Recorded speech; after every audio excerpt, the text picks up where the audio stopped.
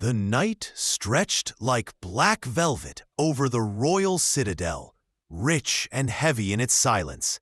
Lanterns burned low along the palace walls, their flames shivering in the wind like uneasy hearts. Beyond the gates, the city lay still under curfew, its streets empty except for the rare flicker of movement in the alleys. Above it all, the moon hid behind thick clouds, leaving the world in shadow. In the courtyard garden, roses hung heavy with dew, releasing a scent carried on the damp breeze. Here, under the secrecy of night, two souls risked everything to meet. Once, these gardens had hosted royal banquets and moonlit dances, a stage for whispered gossip and delicate promises.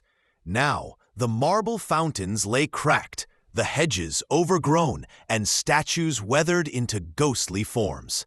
Yet even in decay, the place held an allure, as though time itself waited here for someone daring enough to reclaim it. The old stone path still led to the eastern pavilion, and it was along this path that Prince Darien moved quietly, each step purposeful.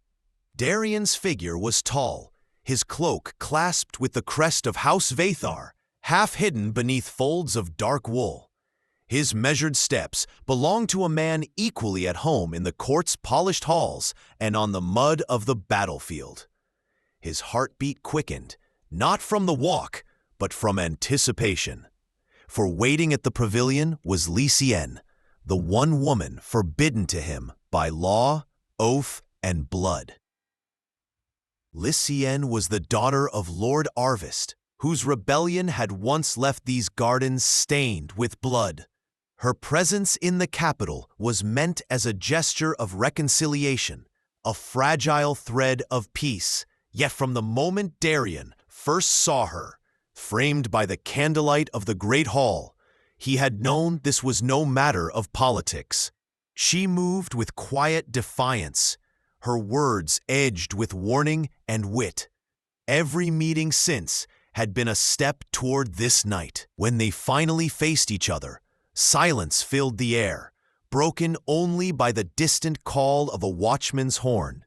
Lysienne's gaze lingered on him, as if to memorize his face. Then, without ceremony, she drew a folded scrap of parchment from her sleeve and pressed it into his hand.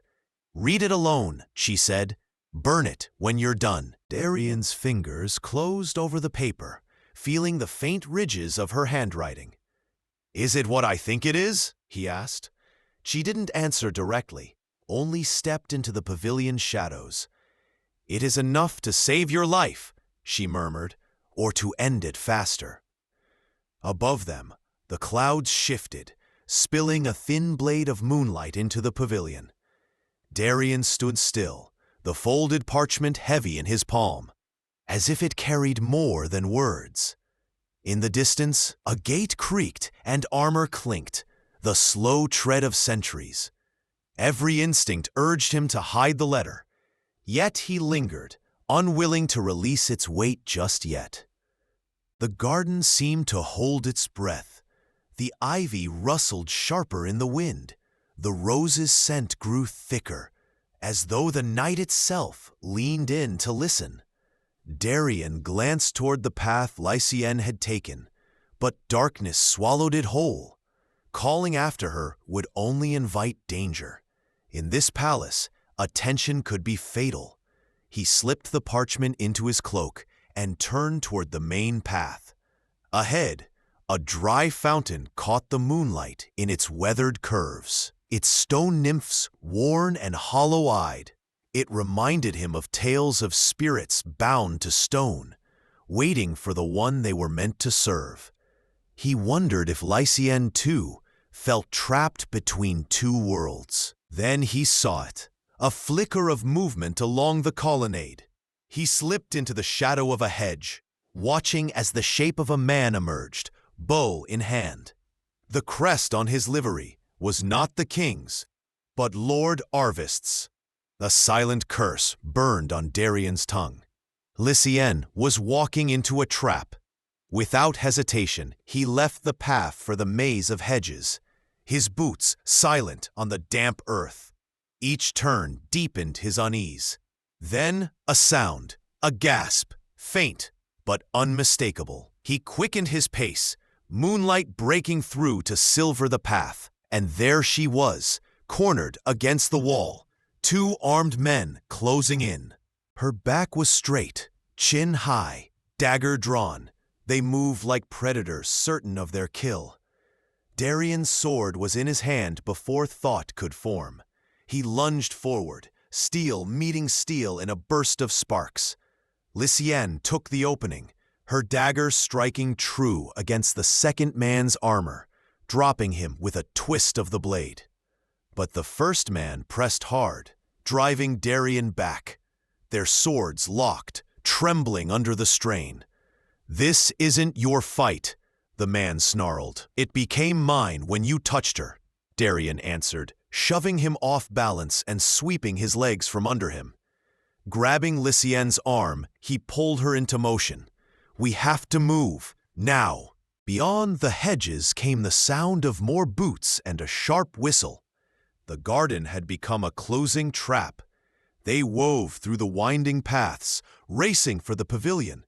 Even in flight, Darien knew this night would mark them both, and its shadows were far from finished. They reached the pavilion as shouts rang through the garden. The moon hid once more. The world plunged into darkness.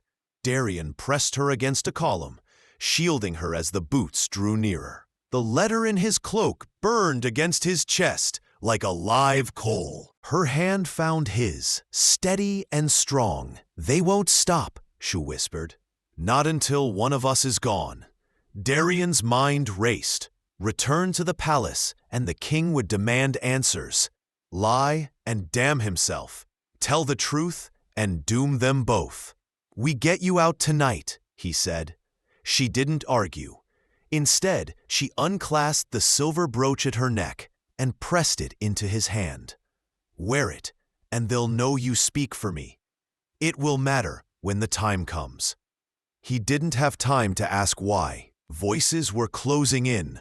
He memorized her face in the dark before pulling her toward the side gate. The old servants' tunnels smelled of stone and mildew, their darkness swallowing the garden behind them.